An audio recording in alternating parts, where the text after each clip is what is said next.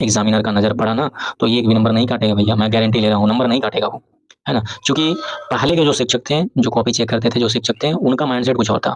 और अब बीपीएससी के थ्रू जो सिलेक्शन का जो मैटर दिया है ना, इनका माइंडसेट कुछ और होता है। क्लास में अगर आप पढ़ते होंगे तो आप लोग क्लास में देखा होगा, आपका जो एग्जाम हुआ है कैसे भी पूछ सकता है, एकदम टू कॉपी वही आया था कि नहीं। क्लास में जो बच्चे हैं वो थोड़ा कमेंट करके बताएंगे आया था कि नहीं, है ना। सबसे ज़्यादा प्रश्न किस चैप्टर से पूछा जाता है इतिहास में, तो उनमें से जहाँ से पूछा जाता है उनमें से एक सब्जेक्ट ही आपका पहला ही है ना। थोड़ा सा बिजी मेरा शेड्यूल रहता है, फिर भी मैंने कोशिश एक छोटा सा किया है कि आपका सारा सब्जेक्ट का चैप्टर वाइज आपके सामने मैं रखूँ, ताकि अगर कोई भी अब हमारा सब्जेक्टिव शुरू होने वाला है। 25 क्वेश्चन हम लोग ऑब्जेक्टिव किए हैं और हमने आपको बताया था कि टॉप 35 प्रश्न लाए हैं। और लाइक करने के बाद अगर मजबूर हुए होंगे लाइक करने को तो कमेंट में बताइएगा जरूर कि सर कंटेंट को देख करके हमने आपका वीडियो लाइक किया है, ठीक है। जय हिंद साथियों, स्वागत है आप सभी का। और ये जो है आप लोगों के लिए वीडियो मैं बना रहा हूँ। ये वीडियो आप लोगों का जो 10वीं क्लास में करने का जो ड्रीम है वो साकार करने वाली है। क्योंकि आज से जो हम आप लोगों के लिए सीरीज ले करके आ रहे हैं, वो सीरीज में से जो प्रश्न होंगे आपके एग्ज़ाम में डायरेक्ट आने वाले हैं। तो आप लोगों को कुछ करना नहीं है, 2 से 3 बार इस वीडियो को देख जाना है ना। और हो सके तो नोट्स बना लीजिएगा, नहीं तो ये वीडियो 2-3 बार देखने के बाद आप उस लेवल पे आ जाएंगे कि आपका जो प्रश्न पूछा जाएगा वो आराम से इजीली टैकल कर लोगे। बाकी आप हमारे साथ ऑफलाइन क्लास में जुड़े हुए हैं तो और भी फ़ायदा करने वाली है। तो आइए इस समय को बिना गवाए हुए हम लोग शुरू करते हैं। लेकिन हाँ, याद रखिएगा अभी हम लोग हिस्ट्री का करने वाले हैं। एसएसटी का सारा करने के बाद हम लोग साइंस, मैथ, हिंदी, संस्कृत सारे सब्जेक्ट्स का आपके पास इसी प्रकार का आएगा। वीडियो को लास्ट तक बने रहिए और देखिए कि क्या क्वालिटी है। हमने यहाँ पे टॉप 35 प्रश्न, कितने, हमने यहाँ पे टॉप 35 प्रश्न रखे हैं, देख सकते हो, है ना। यहाँ पे आपको ऑब्जेक्टिव और सब्जेक्टिव दोनों है ना, यानी कि लिखने वाला और भरने वाला दोनों है, टेंशन नहीं लीजिए, है ना। 35 क्वेश्चंस हैं, ये चैप्टर नंबर 1 से है और इसी प्रकार से हम लोग सारा चैप्टर्स ला देंगे, सारा सब्जेक्ट्स भी ला देंगे। करना आपको कुछ नहीं है, 2 से 3 बार देखना होगा बस, है ना। आइए देखते हैं, हम लोग डायरेक्ट आते हैं और मैं उम्मीद करूँगा कि आप लोग हमसे पहले पर उत्तर दोगे, है ना। ऑब्जेक्टिव का कम से कम जो प्रश्न पूछे जाएंगे उसका उत्तर आप लोगों को हमसे पहले कमेंट बॉक्स में देना है, ये आप लोग ठान लीजिए, है। आगे बढ़े, ओके। तो चलिए शुरू करते हैं। देखिए पहला प्रश्न क्या बोल रहा है, पहला प्रश्न बोल रहा है इटली एवं जर्मनी वर्तमान में किस महादेश के अंतर्गत आते हैं। काफी आसान सा प्रश्न है ना। ऑप्शन देखिए क्या क्या है, उत्तरी अमेरिका, दक्षिणी अमेरिका, यूरोप या पश्चिमी एशिया। तो बच्चों मैंने आप लोगों को पढ़ाया था क्लास में कि जो इटली और जर्मनी है वो यूरोप के अधीन है, यूरोप के अधीन है। मैंने बशर्ते पूरा ग्लोब बनाया था और ग्लोब बना करके बताया था ये एशिया है, ये यूरोप है, उत्तरी अमेरिका है, दक्षिणी अमेरिका है, अफ्रीका है, यहाँ ऑस्ट्रेलिया है, न्यूजीलैंड है, ऐसे बताया था। और यहाँ पे एशिया में इंडिया है और इधर में इटली, जर्मनी, फ्रांस, ये सब यूरोप में है ना। तो आशा करते हैं जो पहला क्वेश्चन जो आपका है इटली एवं जर्मनी वर्तमान में किस महादेश के अंतर्गत आते हैं, तो ऑप्शन नंबर सी, इसका आप लोग यूरोप कर लिए होंगे, है ना। ये प्रश्न इंपॉर्टेंट है, ठीक है। आगे देखते हैं अगला प्रश्न, देखिए क्या है। अगला प्रश्न है फ्रांस में किस शासक वंश की पुनर्स्थापना वियना कांग्रेस के द्वारा की गई थी। तो सबसे पहले तो आप लोगों को पता होनी चाहिए वियना कांग्रेस की स्थापना या वियना सम्मेलन कब हुई थी। तो हम सभी जानते हैं वियना सम्मेलन जो हुई थी वो हुई थी 1815 में, 1815 में हुई थी नहीं जी। और इसके द्वारा फ्रांस में जो वंश स्थापित हुई थी उसका नाम था बुर्बो वंश। क्या था, बुर्बो वंश, जिसको जो शासक बनाया गया था लुई 18वां, है ना। बुर्बो वंश का शासक लुई 18वां को वियना कांग्रेस के बाद वहां का शासक बना दिया गया था, ठीक है। चलिए आगे देखते हैं अगला प्रश्न क्या बोल रहा है। अगला प्रश्न बोल रहा है मेजनी का संबंध किस संगठन से था। काफी अच्छा प्रश्न है, मेजनी का संबंध किस संगठन से था। तो साथियों हमने बताया था आप लोगों को क्लास में कि मेजनी जो है, मेजनी 1831 में और 1835 में दो संस्थाओं का गठन करता है।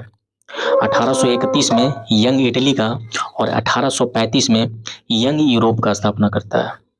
इसके साथ ही एक गुप्त दल जिसका नाम था कार्बोनरी संस्था, इसका भी स्थापना करता है। तो यहाँ पे ऑप्शन में आपका यही है, कार्बोनरी संस्था। Option number B right answer हो जाएगा, है ना। बाकी आप लोग देख रहे हैं एक लाल सेना है, option number A, option number A एक लाल सेना है। लाल सेना का गठन आपका किया गया था गैरीबाल्डी के द्वारा, याद आ रहा होगा कुछ, कई बार हम लोग क्लास में भी चर्चा किए हैं। चलिए अब आगे देखते हैं अगला प्रश्न। अगला प्रश्न है, इटली एवं जर्मनी के एकीकरण के विरुद्ध निम्न में से कौन था? तो हम सभी जानते हैं, कई बार पढ़े हैं कि इटली हो या जर्मनी, ये दोनों के एकीकरण में जो सबसे बड़ी बाधा बन रही थी वो बन रही थी ऑस्ट्रिया। कौन बन रही थी? ऑस्ट्रिया। तो इसका राइट आंसर हो जाएगा आपका option number C, Austria. Done. आगे देखते हैं।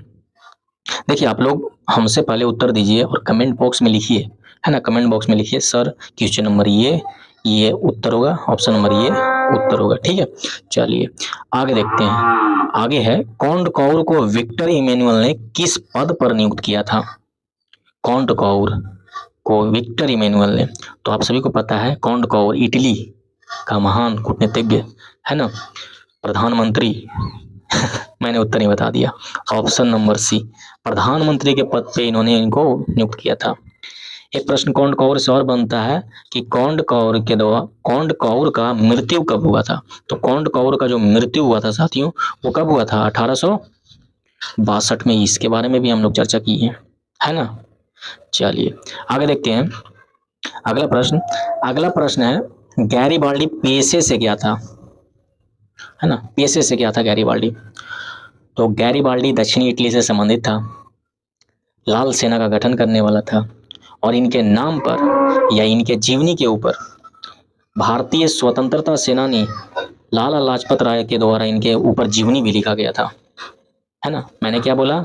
गैरीबाल्डी जो थे लाल सेना का गठन किए थे, गैरीबाल्डी दक्षिणी इटली से संबंधित थे, गैरीबाल्डी के जीवनी के ऊपर लाला लाजपत राय के द्वारा एक किताब लिखा गया था।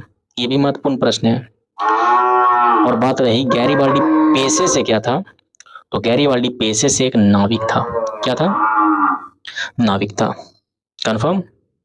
ओके, आगे देखते हैं। अगला प्रश्न है, जर्मन राइन राज्य या जर्मन राज्य संघ का जो निर्माण है वो किसने किया था? तो जर्मन राइन संघ का या जर्मन राइन राज्य रहे, इसका स्थापना किसके द्वारा किया गया था? तो हम लोग देखे थे, इसका स्थापना नेपोलियन बोनापार्ट के द्वारा 1806 में किया गया था। कब किया गया था? 1806 में। ध्यान रहे, नेपोलियन बोनापार्ट, ना कि त्री। ठीक है, नेपोलियन बोनापार्ट के द्वारा और 1806 में। Okay, done. ठीक है, 1804 में नेपोलियन कोड आता है, ये भी ध्यान रखना। ठीक है, 1804 में नेपोलियन कोड आता है और नेपोलियन बोनापार्ट के द्वारा जर्मन राइन संघ की स्थापना 1806 में की गई थी। ठीक है, ओके, आगे देखते हैं। आठवां क्वेश्चन है, जालवेरिन कैसी संस्था थी? जालवेरिन कैसी संस्था थी? तो आप सभी को पता है जालवेरिन एक व्यापारियों की संस्था थी। ऑप्शन नंबर बी, काफी आसान प्रश्न है। जालवेरिन व्यापारियों की एक संस्था थे। नेक्स्ट क्वेश्चन है, रक्त एवं लौ की नीति का अवलंबन किसने किया था? रक्त एवं लौ की नीति का अवलंबन किसने किया था? तो ये थे आपके बिस्मार्क। कौन थे? बिस्मार्क। ठीक है, बिस्मार्क प्रासा का चांसलर। मैंने बताया था प्रासा का शासक कौन था और प्रासा का चांसलर कौन था। क्या? प्रासा का शासक कौन था और प्रासा का चांसलर कौन था? यहाँ पे कंफ्यूजन हमेशा बना रहता है और प्रश्न यहीं से पूछता है, तो ध्यान रखिएगा। प्रासा का जो शासक था वो विलियम प्रथम था। विलियम प्रथम, जाहिर सी बात है, जो प्रथम रहेगा, जो पहला स्थान रहेगा, वही शासक बनेगा, है कि नहीं। विलियम प्रथम जो था वो वहाँ का शासक था। कहाँ का? प्रासा का। और प्रासा जर्मनी के अधीन एक क्षेत्र है ना। तो प्रासा का शासक विलियम प्रथम और जो बिस्मार्क था वो चांसलर था। बिस्मार्क जो था वो चांसलर था। ये दोनों में कंफ्यूजन रहता है, तो ध्यान रखिएगा, जो प्रथम रहेगा वो वही शासक बनेगा। ठीक है, तो यहाँ पे रक्त एवं लौ की नीति का अवलंबन बिस्मार्क के द्वारा किया गया था, ये भी ध्यान रखिएगा। यहाँ से अगला क्वेश्चन है, फ्रैंकफर्ट की संधि कब हुई? फ्रैंकफर्ट की संधि कब हुई? ध्यान रखिएगा, ये वही संधि है जिसके द्वारा इटली और जर्मनी दोनों का एकीकरण हो जाता है ना। फ्रैंकफर्ट की संधि, और ये संधि हुई थी आपका 1861 में, है ना, सॉरी 1871 में। ऑप्शन नंबर डी, 1871 में। और 1870 सेडोन का युद्ध, है ना, याद होगा। 1866 सेडेवा का युद्ध याद होगा आप लोगों को। ठीक है, आगे देखते हैं। अगला प्रश्न है, किस युद्ध के बाद जर्मनी का एकीकरण पूरा हुआ? अभी जस्ट हमने चर्चा किया। जस्ट हमने अभी चर्चा किया कि किस युद्ध के बाद जर्मनी का एकीकरण पूरा हुआ हो, तो फ्रैंकफर्ट की संधि के द्वारा आपका जर्मनी और इटली का एकीकरण पूरा हो गया था, यानी कि वो दोनों एकीकृत राज्य बन गए थे। और उससे जस्ट पहले अर्थात 1870 में सेडोन का युद्ध, अभी मैंने जस्ट चर्चा किया था, तो सेडोन का युद्ध 1870 में होता है और जो आपका जर्मनी है वो एकीकृत हो जाता है, अर्थात ऑप्शन नंबर डी सेडोन के युद्ध के द्वारा। ठीक है, डन।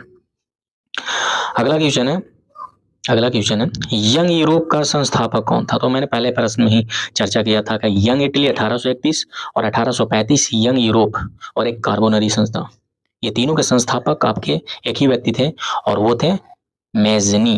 कौन? मेजनी। ठीक है, ऑप्शन नंबर कहाँ है? ए में है। ऑप्शन नंबर ए मेजनी हो जाएगा राइट आंसर। आगे है यंग इटली, है ना जी, यंग इटली की स्थापना किसने की थी? यंग इटली अभी जस्ट चर्चा किया, तो इसका भी राइट आंसर हो जाएगा मेजनी। सिंपल है ना। आगे देखते हैं, अगला प्रश्न है 1870 में फ्रांस और प्रसा के बीच युद्ध कहाँ हुआ था?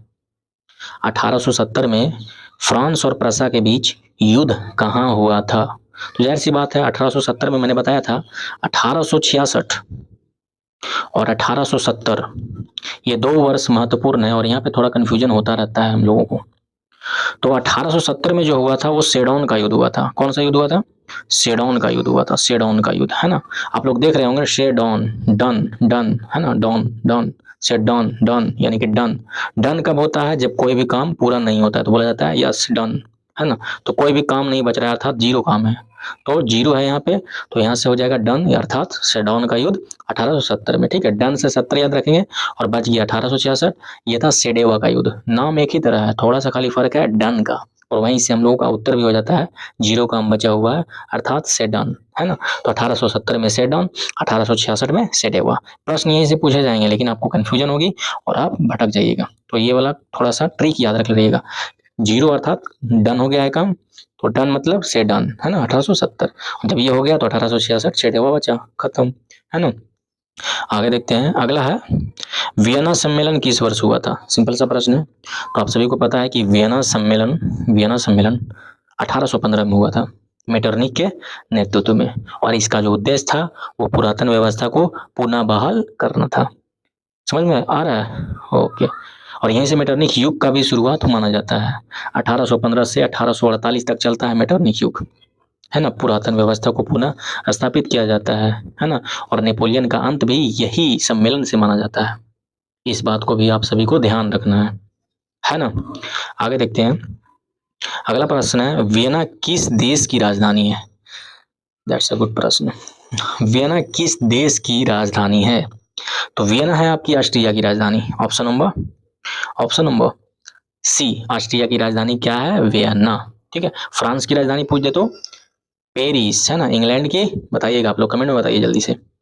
अगला प्रश्न है यूनान को एक स्वतंत्र राष्ट्र घोषित किया गया? तो सिंपल सी बात है, एड्रियानोपल की संधि 1829 में होती है और फाइनली 1832 में आपका यूनान को स्वतंत्र कर दिया जाता है। कब? 1832 में। एड्रियानोपल की संधि कब होती है? 1829 में। 1832 में यूनान को एक स्वतंत्र राष्ट्र के रूप में घोषित कर दिया जाता है और वहाँ का शासक ऑटो को बनाया जाता है। किसको बनाया जाता है? ऑटो, वही ऑटो जो हम लोग बैठते हैं ऑटो में, है ना। इसको स्वतंत्र रूप से शासक बना दिया जाता है यूनान का 1832 में। ठीक है, आगे देखते हैं, अगला प्रश्न है यूरोपीय सभ्यता का पालना किस देश को बोला जाता है? यूरोपीय देश का पालना किस देश को बोला जाता है? तो ये हो जाएगा आपका ऑप्शन नंबर सी, अर्थात यूनान को। ठीक है, यूनान को ही आपका यूरोपीय सभ्यता का पालना बोला जाता है। ऑप्शन नंबर सी, अर्थात यूनान। Done, okay. आगे देखते हैं, अगला प्रश्न है एड्रियानोपल की संधि कब हुई थी? अभी जस्ट हमने चर्चा किया एड्रियानोपल की संधि कब हुई थी। तो कब हुई थी? अभी जस्ट हमने चर्चा किया 1829 में। ठीक है, 1829 में एड्रियानोपल की संधि होती है। अगला है एड्रियानोपल की संधि किन 2 देशों के बीच हुई थी? ये अच्छा है, एड्रियानोपल की संधि किन 2 देशों के बीच हुई थी? तो ध्यान रखिएगा, एड्रियानोपल की जो संधि हुई थी ये हुई थी आपका यूनान और तुर्की के बीच, है ना, यूनान और तुर्की के बीच, क्योंकि इसी के द्वारा यूनान स्वतंत्र होता है और यूनान जो होता है तुर्की का अर्थात तुर्की का अधीनस्थ भी होता है। तो जाहिर सी बात है यूनान और तुर्की के बीच एड्रियानोपल की संधि हुई थी कब? 1829 में, और 1832 में जाकर के स्वतंत्र हो जाता है आपका यूनान। अगला प्रश्न है सेडेवा का युद्ध कब हुआ था? अभी जस्ट हमने चर्चा किया था कि 1866 में सेडेवा का युद्ध और 1870 में सेडाउन का युद्ध। 70 में जीरो अर्थात जीरो काम बचा हुआ है, अर्थात काम डन हो गया है। तो डन से जीरो, जीरो से सेडाउन, है ना, सेडाउन से 1870, 1866 में सेडेवा का युद्ध। ओके, चलिए अगला है चार्टिस्ट आंदोलन कहाँ हुआ? तो ध्यान रखिएगा चार्टिस्ट आंदोलन काफी महत्वपूर्ण धार्मिक आंदोलन है जो कि हुआ था आपका इंग्लैंड में। कहाँ हुआ था? इंग्लैंड में हुआ था ये चार्टिस्ट आंदोलन। ओके, अगला प्रश्न है मारियान किस देश के राष्ट्रवाद का प्रतीक है? वाओ, मारियान, तो ध्यान रखिएगा ये आपका है मारियान फ्रांस का। ठीक है, ऑप्शन नंबर ए।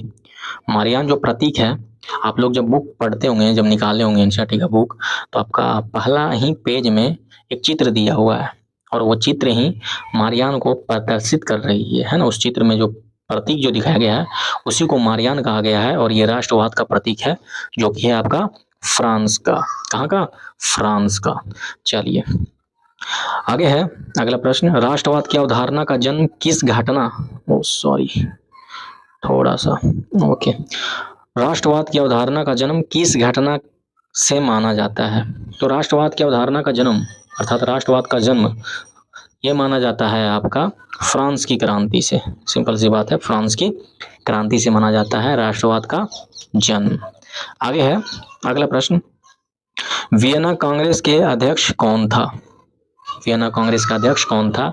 तो मैंने शुरू में ही बताया था कि वियना कांग्रेस का जो अध्यक्ष था वो था मेटरनिख। कौन था? मेटरनिख। और यहीं से मेटरनिख का शुरुआत भी माना गया, मेटरनिख युग का शुरुआत भी माना गया। कब से? तो वियना सम्मेलन जब हुआ तब से। वियना सम्मेलन कब हुआ? तो 1815 में हुआ। तो 1815 से मेटरनिख युग की शुरुआत भी हुई और 1848 तक मेटरनिख युग अंत हुआ। तो ऐसे भी प्रश्न बन सकता है मेटरनिख युग का अंत कब माना जाता है? तो 1848 में। ठीक है, ओके। तो साथियों उम्मीद करते हैं कि आपका जो भी ऑब्जेक्टिव फर्स्ट चैप्टर से थे आप लोग क्लियर कर लिए हैं और आप लोग आगे से गलती नहीं करेंगे। एक दो बार वीडियोस देखिए, यहाँ से प्रश्न हर बार आपके एग्जाम में आते हैं और आते हैं तो आप यहाँ से इजीली कर लोगे। ठीक है, 2-4 बार देखिए, जितनी बार देखिए जितनी आपकी कैपेबिलिटी है देखते रहिए। मैं तो कहूँगा एक दिन क्लास छोड़ दीजिए लेकिन ये मत छोड़िएगा रिवीजन करना, है ना। हर बार रिवीजन करिए, तब तक रिवीजन करिए जब तक कि आप सारा प्रश्न का जवाब खुद से ना दे देते हो, है ना। जब तक कि ये प्रश्न सारे आप खुद से नहीं दे रहे हैं तब से करते रहिए। और अगर दे भी दे रहे हैं तो सप्ताह में एक बार का रूटीन बना लीजिए कि मुझे ये सारे प्रश्न को करना है। ठीक है, बाकी हाँ अब तक तो मैंने अपना चैनल का प्रमोशन किया ही नहीं। तो अगर आप लोग हमारे साथ जुड़े रहना चाहते हैं, अगर आप चाहते हैं कि सारे फ्री मटेरियल्स मिले, सारे चीज़ें हमें मिले, तो आप लोग कमेंट करके बताइएगा, है ना। कमेंट करके बताइएगा, मैं सारे चीज़ आप लोगों के लिए उपलब्ध करा दूंगा। अभी हम थोड़ा सा बिजी मेरा शेड्यूल रहता है, फिर भी मैंने कोशिश एक छोटा सा किया है कि आपका सारा सब्जेक्ट का चैप्टर वाइज आपके सामने मैं रखूँ, ताकि अगर कोई विद्यार्थी पढ़ नहीं पा रहा है या जो कभी मतलब कि अब तक क्लास व्लास नहीं कर पाया है, क्लास जाना नहीं चाहता है, प्रॉब्लम होता है उसको, तो आराम से इजीली यहाँ पे फॉलो करे और जो उसका ड्रीम है 10th में वो पूरा करे। ठीक है, बाकी आप लोग समझदार हैं, ज़्यादा नहीं बोलूँगा मैं। हाँ अभी देखिए अब हमारा सब्जेक्टिव शुरू होने वाला है। 25 क्वेश्चन हम लोग ऑब्जेक्टिव किए हैं और हमने आपको बताया था कि टॉप 35 प्रश्न लाए हैं और 25 क्वेश्चन हो गए हैं। अब 10 क्वेश्चन बचे हुए हैं जो कि हम लोगों को सब्जेक्टिव देखना है, अर्थात 2 नंबर और 5 नंबर वाला। थोड़ा देखिए तो किस प्रकार का कंटेंट बनाया है। अब खुद मजबूर होंगे आप लोग लाइक करने के लिए, और अगर लाइक करने के बाद अगर मजबूर हुए होंगे लाइक करने को तो कमेंट में बताइएगा जरूर कि सर कंटेंट को देख करके हमने आपका वीडियो लाइक किया है। ठीक है, तो आइए हम लोग अब डायरेक्ट आते हैं लघु और दीर्घ प्रश्न जो आपके यहाँ से आ सकते हैं वहाँ पे। तो देखिए यहाँ पे जो प्रश्न क्या है, प्रश्न देखिए, प्रश्न बोला जा रहा है, पहला प्रश्न है राष्ट्रवाद क्या है। सिंपल सा प्रश्न है, कई बार पूछ चुका है कि राष्ट्रवाद क्या है, राष्ट्रवाद से आप क्या समझते हैं। तो इसका 2 नंबर में आप कैसे लिखेंगे। तो सिंपल सा इसे लिखने का हम एक बात याद रखिएगा, क्वेश्चनिंग का जो फ्रेमिंग है ना, क्वेश्चन का जो फ्रेमिंग होने वाला है एकदम जस्ट ऐसे ही चिपका दीजिएगा। ठीक है, मैं ये गारंटी लेता हूँ कि आपका एक भी नंबर नहीं कटेगा अगर आपका जो प्रश्न का जो उत्तर लिखे हैं वो दिख रहा होगा, तो एक भी क्या है। तो देखिए राष्ट्रवाद क्या है, तो राष्ट्रवाद क्या है, तो हम लोग जानते हैं कि राष्ट्रवाद का शाब्दिक अर्थ होता है राष्ट्रीय चेतना का उदय, है ना। ये लिख करके बढ़िया से, राष्ट्रवाद का शाब्दिक अर्थ होता है राष्ट्रीय चेतना का उदय, हो सके तो इसको थोड़ा सा अंडरलाइन कर देंगे, है ना। उसके बाद लिखेंगे राष्ट्रवाद एक ऐसी भावना है जो किसी विशेष भौगोलिक, सांस्कृतिक एवं सामाजिक क्षेत्र में रहने वाले लोगों के बीच एकता का कारण बनती है ना। हो गया, 2 नंबर में आपका हो जाएगा इजीली, ठीक है। तो राष्ट्रवाद का क्या कारण है, या राष्ट्रवाद क्या है ना, सॉरी राष्ट्रवाद क्या है, राष्ट्रवाद का परिभाषा दें, इस प्रकार का अगर प्रश्न पूछा जाता है तो आप इजीली इसे चिपका सकते हैं। दूसरा क्वेश्चन देखते हैं। दूसरा क्वेश्चन आपका बोल रहा है मेजनी कौन था। काफी शानदार प्रश्न है, मेजनी कौन था। तो साथियों मेजनी कौन था, तो मेजनी इतालवी यानी कि इटली का था। तो मेजनी इतालवी राष्ट्रवादी गणतंत्रवादी विचारों का समर्थक, है ना, समर्थक और योग्य सेनापति था। उसने इटली के उत्तरी तथा मध्य भाग को एकीकृत करने का प्रयास किया। इसके लिए उसने कार्बोनरी संस्था, यंग इटली एवं यंग यूरोप जैसी संस्थाओं का गठन किया। अच्छा, अगला क्वेश्चन देखिए। अगला क्वेश्चन है मेटरनिख युग क्या है। तो देखिए इस प्रश्न का उत्तर कैसे लिखेंगे, तो नेपोलियन के पराजय के बाद 1815 में वियना में हुए वियना कांग्रेस की अध्यक्षता मेटरनिख के द्वारा किया गया। मेटरनिख ने युग और पुनः पुराने व्यवस्था बहाल किया। इसकी अवधि 1815 से 1848 तक थी। इसी अवधि को मेटरनिख युग कहा गया, है ना, या कहा जाता है। लेकिन दरअसल कुछ नहीं है, मेटरनिख युग है क्या। तो नेपोलियन का पराजय जब 1815 में हुई तो वियना में एक वियना कांग्रेस की स्थापना की गई, अर्थात वियना सम्मेलन बुलाया गया और उसकी अध्यक्षता मेटरनिख के द्वारा किया गया। और मेटरनिख ने क्या किया, मेटरनिख पुनः से जो पुरातन व्यवस्था थी उसे बहाल किया, और जो ये व्यवस्था थी 1815 से 1848 तक चली। इसी व्यवस्था को, इसी युग को मेटरनिख युग के रूप में जाना गया। ठीक है, कॉमन सी समझ गए। चलिए आगे है इटली जर्मनी के एकीकरण में ऑस्ट्रिया की क्या भूमिका थी, है ना। इटली जर्मनी के एकीकरण में ऑस्ट्रिया की क्या भूमिका थी। तो जाहिर सी बात है, हम सभी जानते हैं कि इटली और जर्मनी के एकीकरण में ऑस्ट्रिया की एक बहुत बड़ा बाधक था, है ना। सबसे बड़ा बाधक यही था। 1830 ईस्वी की क्रांति के बाद इटली में आंदोलन होना प्रारंभ हो गया था, लेकिन ऑस्ट्रिया के चांसलर मेटरनिख द्वारा आंदोलन को दबा दिया गया, जिससे इटली का ऐतिहासिक जो एकीकरण था वो धीमा पड़ गया। इसी प्रकार जर्मनी में भी मेटरनिख के द्वारा राष्ट्रीय आंदोलन को दबाया जा रहा था। यही था इटली और जर्मनी के एकीकरण में ऑस्ट्रिया की भूमिका। ये अड़ंग था, यानी कि सबसे बड़ी बाधा यही था ये दोनों के एकीकरण में, है ना। ओवरऑल हम लोग ये बताना चाह रहे हैं। अगला क्वेश्चन है जर्मनी के एकीकरण की क्या बाधाएं थी।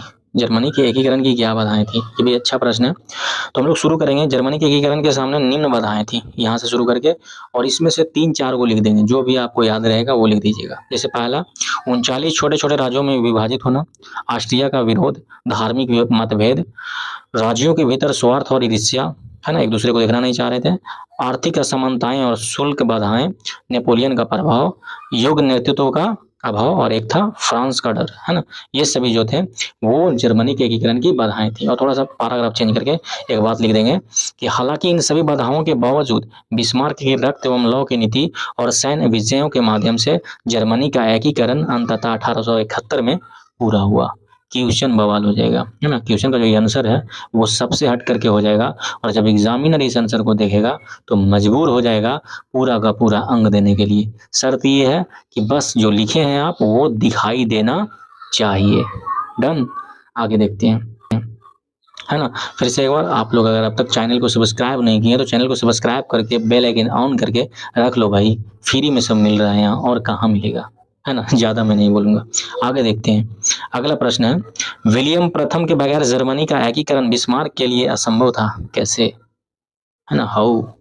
तो देखिए इसका उत्तर हो जाएगा, दरअसल विलियम प्रथम अब तक ये समझ चुका था कि जर्मनी का एकीकरण सैन्य बलों की सहायता से ही संभव है, अर्थात उसने बिस्मार्क को प्रशा का चांसलर नियुक्त किया, जो स्वयं एकीकरण के लिए रक्त एवं लौ की नीति सबसे अच्छा मानता था।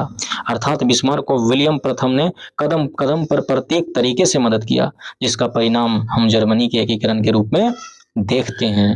अंतः यानी कि अतः उपयुक्त विचारों के आधार को मानते हुए हम कह सकते हैं कि विलियम प्रथम के बिना जर्मनी का एकीकरण बिस्मार्क के लिए असंभव था। याद रखिएगा, वीडियो के लास्ट में मैं आप लोगों को एक गिफ्ट देने वाला हूँ। है ना। वीडियो के लास्ट तक बने रहिएगा, मैं गिफ्ट दूंगा दूंगा दूंगा दूंगा दूंगा, है ना, फ्री में दूंगा एकदम। चलिए अगला क्वेश्चन देखते हैं। अगला क्वेश्चन है, इटली के एकीकरण में मेजनी, काउर, गैरीबाल्डी के योगदान को लिखें या स्पष्ट करें। 5 नंबर में ये भी प्रश्न पूछेगा गुरु, ठीक है, 5 नंबर में ये भी प्रश्न पूछने वाला है गुरु एंड मैम लोग, ठीक है। तो ये प्रश्न पूछने वाला है 5 नंबर में, और मैंने इसको बहुत बड़ा लिखा दिया, ठीक है, बहुत बड़ा लिख दिया है। कोशिश करिएगा जो बातें आपको याद रहेगा इसमें से वो लिखने का, ठीक है, लिखने का कोशिश करिएगा। और हाँ, याद रखिएगा शुरू वाला और जो लास्ट वाला जो पॉइंट, जो शुरू का जो बातें मैं वो लिखूंगा यहाँ पे, मैं बताऊंगा सो, और जो लास्ट में मैं बताऊंगा सो उसको जरूर लिखना है। बीच वाला आप लोग वो लिख सकते हैं, छोड़ सकते हैं ना, जो याद रहेगा वो कर सकते हैं, लेकिन सबसे शुरू वाला और सबसे लास्ट वाला एकदम यही चिपकाना है। चलिए शुरू करते हैं। तो इटली के एकीकरण में मेजनी, काउर और गैरीबाल्डी का क्या योगदान था। तो शुरू करेंगे। इटली के एकीकरण में मेजनी, काउर और गैरीबाल्डी का योगदान अत्यंत महत्वपूर्ण रहा है। इन तीनों को इटली के एकीकरण का पिता भी कहा जाता है।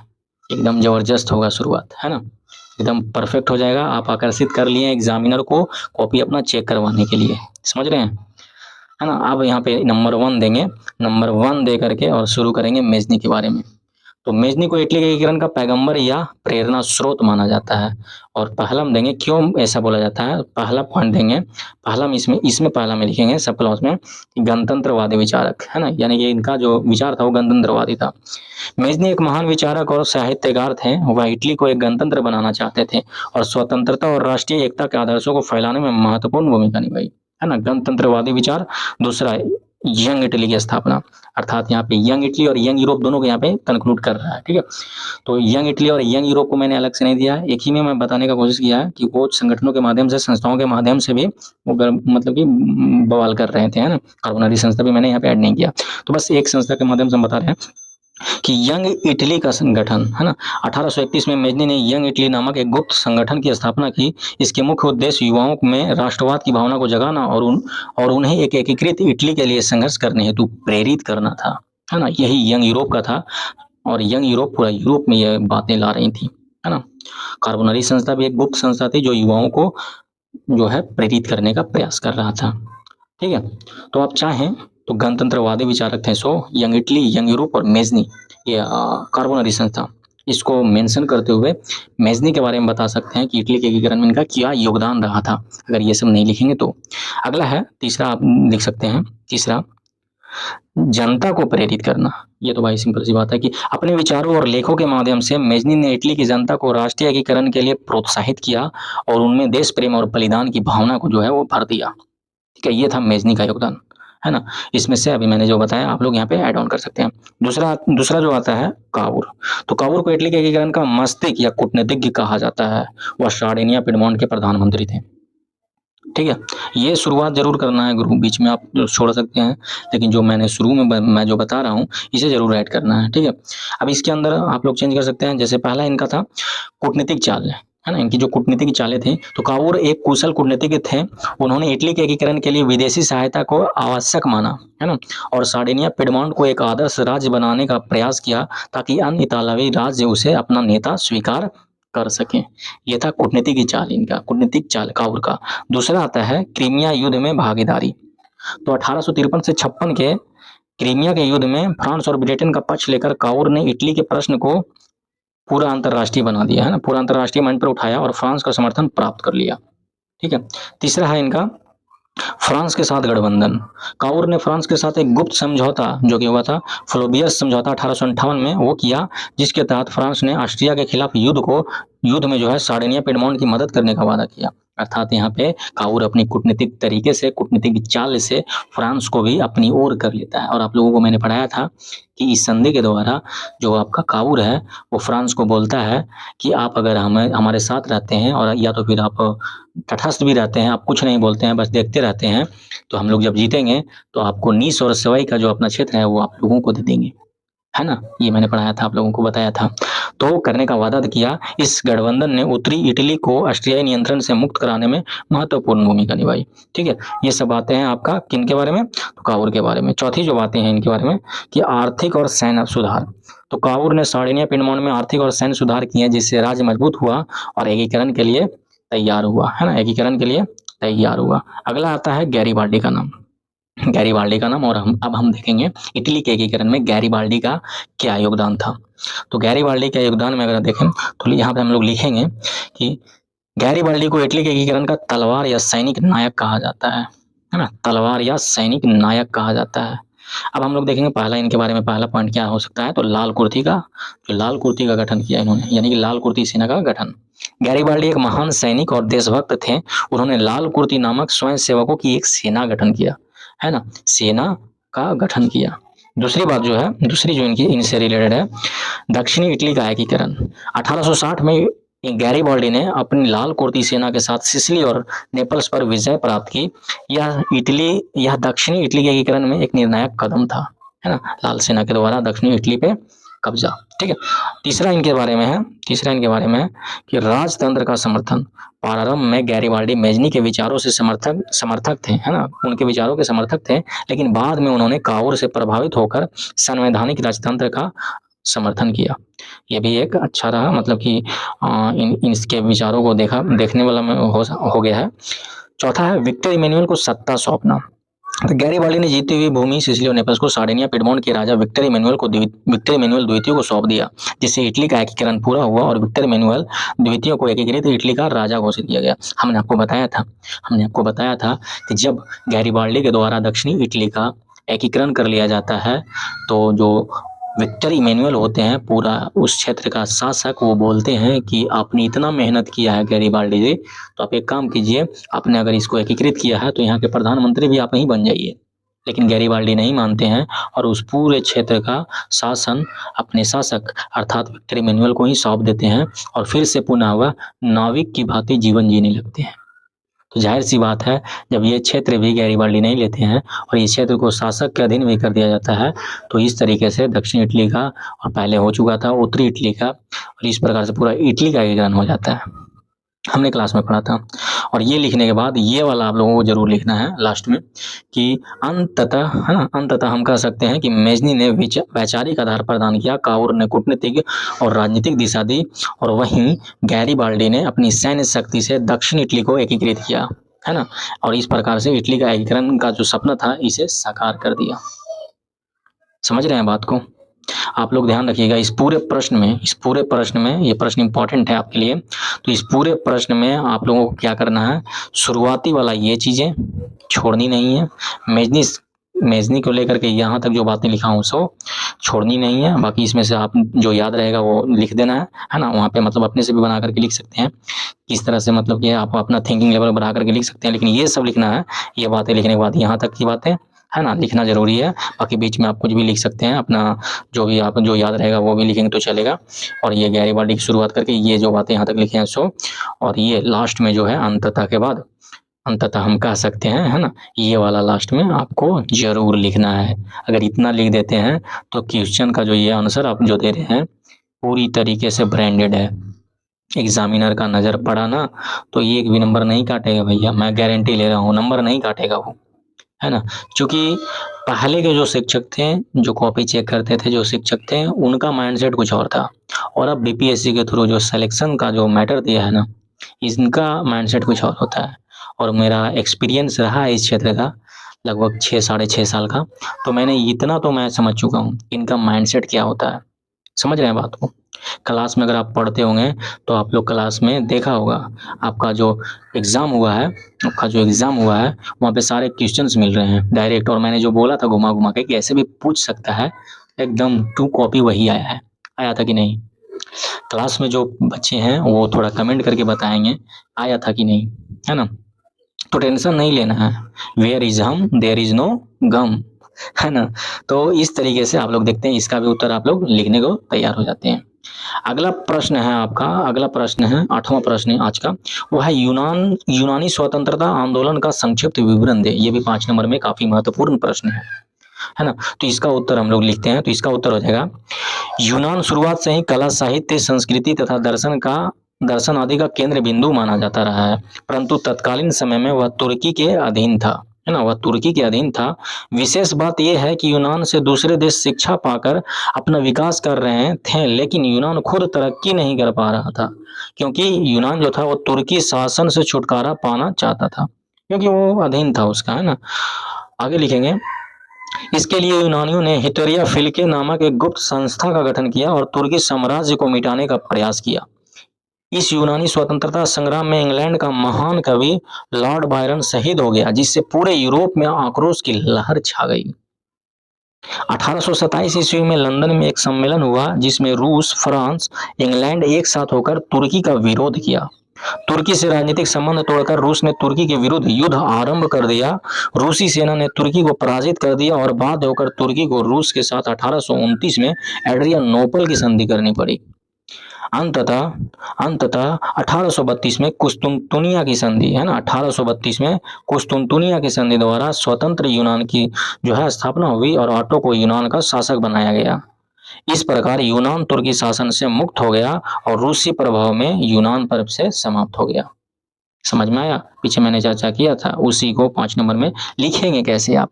सबसे बड़ी प्रश्न ये थी कि लिखेंगे कैसे, लिखेंगे कैसे, मैंने आपका फ्रेम दे दिया है। ठीक है, चलिए आगे है 9वां क्वेश्चन। 9वां क्वेश्चन है और ये 2 नंबर में पूछेगा आपका, है ना, कि वियना कांग्रेस का मुख्य उद्देश्य क्या था। वियना कांग्रेस कब हुई थी? 1815 में। ठीक है, तो ये जो हुई थी क्या उद्देश्य था, 2 नंबर में पूछेगा तो लिखिएगा इसका उत्तर। वियना कांग्रेस जो कि 1815 में, ब्रैकेट में से लिखना जरूरी है बस, ठीक है, लिख दीजिएगा, बड़ा ही अच्छा जाएगा, पॉजिटिव सेंस जाएगा। तो वियना कांग्रेस 1815 का मुख्य उद्देश्य नेपोलियन बोनापार्ट के युद्धों के बाद अस्त व्यस्त हुए यूरोप में स्थिरता और शांति को बहाल करना था। सही सी बात है। नेपोलियन ने अपने युद्धों से यूरोपीय मानचित्र को पूरी तरह से बदल दिया था और पुरानी राजशाही व्यवस्था को चुनौती दी थी। समझ में आया? तो ये वाला उत्तर आप लोग लिख दीजिएगा, वियना कांग्रेस के क्या उद्देश्य थे, क्या मुख्य उद्देश्य थे, है ना, शांति बहाल करना, पुनः व्यवस्था को फिर से लाना, है ना, जो मदद किया है उसको हेल्प करना। ऐसे भी पॉइंट में भी इसके बाद लिख सकते हैं, लेकिन 2 नंबर का प्रश्न होगा और आप लोग यहाँ तक भी लिखेंगे तो आपका 2 नंबर दे दिया जाएगा, क्योंकि इसमें आपका पूरा समाहित हो गया है ना। हालांकि इसके बाद पॉइंट बना करके भी लिख सकते हैं आप, है ना, शांति बहाल करना, पुनः व्यवस्था, पुनः प्राचीन व्यवस्था को लाना, अपने सहायक को जो संधि किए थे उनको पुनः सहायता करना, ऐसे ऐसे पॉइंट बना करके भी लिख सकते हैं, लेकिन इतना काफी है मेरे अंदाज से। ठीक है, पूरा नंबर वो देगा, ठीक है, क्योंकि इसमें ही हमने सारा डिस्क्राइब कर दिया है। और आज का अंतिम जो प्रश्न है आपका 35वां प्रश्न, अर्थात सब्जेक्टिव का 10वां प्रश्न, वो है जर्मनी के एकीकरण में बिस्मार्क का क्या भूमिका थी। है ना, कई बार पूछा गया है ये प्रश्न। तो इसका उत्तर हम लोग लिखेंगे, प्रसा के राजा विलियम प्रथम ने जर्मनी के एकीकरण को ध्यान में रखते हुए बिस्मार्क को अपना चांसलर नियुक्त किया। बिस्मार्क एक प्रख्यात राष्ट्रवादी और कूटनीतिज्ञ था। बिस्मार्क का मानना था कि जर्मनी का एकीकरण आदर्शवादी नहीं बल्कि रक्त एवं तलवार की नीति से होगा, है ना। इसके लिए सबसे पहले बिस्मार्क ने आर्थिक सुधारों के द्वारा प्रसा की स्थिति को सुधारा तथा सैनिक शक्तियों को भी मजबूत किया। उन्होंने जर्मनी के एकीकरण के लिए डेनमार्क, ऑस्ट्रिया तथा प्रसा के साथ युद्ध किया तथा सेडोन के युद्ध में फ्रांसीसियों को बुरी तरीके से हराया। सेडोन के युद्ध के बाद जर्मनी का उदय महाशक्ति के रूप में हुआ। इस प्रकार बिस्मार्क उपयुक्त नीतियों के द्वारा जर्मनी के एकीकरण में महत्वपूर्ण योगदान दिया। समझ में आ रहा है? तो ये वाला अगर पूछता है आपका प्रश्न 5 नंबर में, तो आप लोग इस प्रश्न को डील कर लेंगे, ये मैं उम्मीद करता हूँ। डन। तो साथियों, ये था हमारा आज का लास्ट प्रश्न। कहने का मतलब है 10वां क्लास का आपका इतिहास का पहला चैप्टर, है ना, पहला जो चैप्टर है यूरोप में राष्ट्रवाद, उससे संबंधित सारे महत्वपूर्ण प्रश्न मैंने ऑब्जेक्टिव्स, मैंने सब्जेक्टिव्स, मैंने 2 नंबर वाले, मैंने 5 नंबर वाले, मैंने बहुवैकल्पिक प्रश्न सारे करा दिए यहाँ। और आपका देखिएगा सारा प्रश्न यहीं से आने वाले हैं। अगर चैप्टर नंबर 1 से कोई प्रश्न पूछा जाता है, और हर बार यहाँ से प्रश्न पूछा जाता है भैया, 2-3 क्वेश्चन यहाँ से रहते हैं। ऑब्जेक्टिव में भी 2-4 ठो रहते हैं, ऑब्जेक्टिव में 2-4 ठो और 2 ठो तो यहाँ से रहते हैं। आपका 2 नंबर 1 नंबर हो जाए, 2-3 ठो पक्का। मतलब कि जो बोला जाता है कि सबसे ज्यादा वेटेज, सबसे ज्यादा प्रश्न किस चैप्टर से पूछा जाता है इतिहास में, तो उनमें से जहाँ से पूछा जाता है उनमें से एक सब्जेक्ट ये आपका पहला ही है ना, पहला है, फिर चौथा है, करा दिया है। एक भी प्रश्न यहाँ से आपका नहीं छूटेगा, है ना। तो खूब रिवीजन कीजिए, खूब रिवीजन कीजिए, तब तक रिवीजन कीजिए कि सारा प्रश्नों का उत्तर आप खुद से ना दे पाए। जब तक कि आप खुद से सारे प्रश्नों का जवाब नहीं दे पाए, तब तक रिवीजन आपको करना है, बार बार करना है, हर बार करना है। ठीक है, प्रश्न यहीं से आ रहे हैं और छोड़ना नहीं है। अगर मैं इतना मेहनत कर रहा हूँ तो आप लोगों को थोड़ा सा मेहनत करना है, बस थोड़ा सा, है ना, याद रखिएगा। इसके बाद हम लोग दूसरा चैप्टर को लेकर के आने वाले हैं, है ना। आपका जो दूसरा चैप्टर है ये भी हम लोग लेकर के आएंगे। इसके बाद क्रम वाइज आपका जब आपका एसएसटी खत्म होगा तो हम लोग साइंस, मैथ और फिर क्या ला करके आ जाएंगे, आपका जो हिंदी का है बचेगा और जो संस्कृत टाइम बचेगा तो इसको भी हम लोग कवर करा देंगे। हाँ, याद रखिएगा ये वीडियो रिकॉर्ड हो रही है, तो हो सकता है कि आप जब वीडियो देख रहे हो तो ये वीडियो में सारे वीडियोस आ चुके हों, तो आप लोग जाकर के प्लेलिस्ट चेक कर लीजिएगा। 10वां क्लास ब्रह्मशास्त्र है ना, 10वां क्लास ब्रह्मशास्त्र होगा, तो 10वां क्लास में जाकर के सारा वीडियोस को देख करके चटनी के जैसा चाट जाइए और वहाँ पे करके आइए। और करके आने के बाद प्रश्न जितने भी मिलेंगे आप वही कमेंट करके डायरेक्ट बताइएगा, है ना। तो मिलते हैं अगले वीडियो में, है ना, अगले वीडियो में अगले चैप्टर के साथ। तब तक के लिए धन्यवाद। जय हिंद।